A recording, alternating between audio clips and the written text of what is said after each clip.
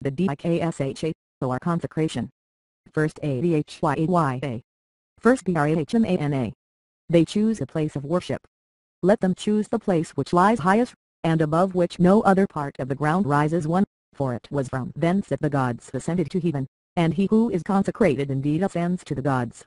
He thus sacrifices on a place of worship frequented by the gods, but were any other part of the ground to rise above it, he would indeed be lowered while sacrificing. Let them therefore choose the place which lies highest.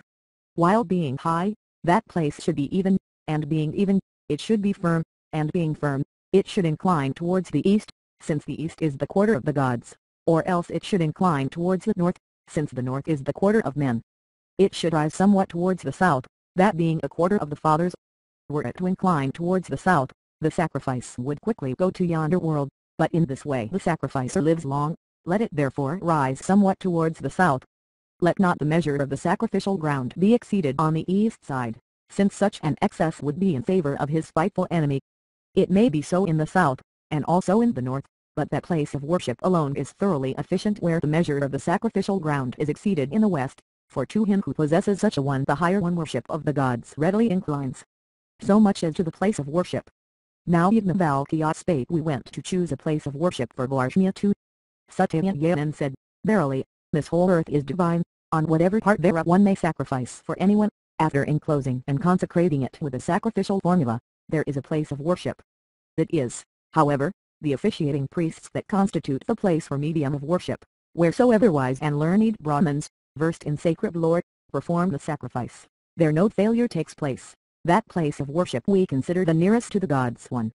On this ground they erect either a hall or a shed, with the top beams running from west to east too, for the east is the quarter of the gods, and from the east westwards the gods approach men. That is why one offers to them while standing with his face towards the east. For this reason one mug not sleep with his head towards the west, lest he should sleep stretching his legs towards the gods. The southern quarter belongs to the fathers, and the western one to the snakes, and that faultless one is the one where the gods ascended to heaven, and the northern quarter belongs to men. Hence in human practice a hall or shed is constructed with the top beams running from south to north, because the north is the quarter of men. It is only for a consecrated, not for an unconsecrated person, that it is constructed with the top beams running from west to east. They enclose it on every side, lest it should rain upon the sacrificer, while being consecrated. This, at least, is the reason for doing so in the rainy season. 1. He who is consecrated, truly draws nigh to the gods, and becomes one of the deities. Now the gods are secreted from men, and secret also is what is enclosed on every side. This is why they enclose it on every side. Not every one may enter it, but only a Brahman, or a Raganya, or a Vaisya, for these are able to sacrifice. Let him not commune with every one, for he who is consecrated draws nigh to the gods, and becomes one of the deities. Now the gods do not commune with every one, but only with a Brahman, or a Raganya, or a Vaisya, for these are able to sacrifice. Should there be occasion for him to converse with a Svidra, let him say to one of those, tell this one so and so, tell this one so and so. This is the rule of conduct for the consecrated in such a case. In the first place, having taken the 2 churning sticks in his hand, he approves of the hall. Taking hold of the chief post of the front east side, he pronounces this sacrificial formula: Vak. Yes, I be, one, we have come to this place of worship on earth, wherein all the gods delighted. Thereby that place of worship of his becomes acceptable to all the gods, as well as to the learned Brahmins versed in sacred lore, and that place of worship of his, which those Brahmins versed in sacred lore see with their eyes, becomes acceptable to them.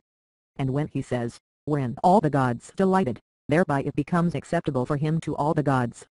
Crossing over by means of the Rik and Saman, and by the yacht goose, by means of the Rik and Saman, and the yacht goose, indeed, may reach the end of the sacrifice. May I reach the end of the sacrifice. He thereby says, may we rejoice in increase of substance and in sep.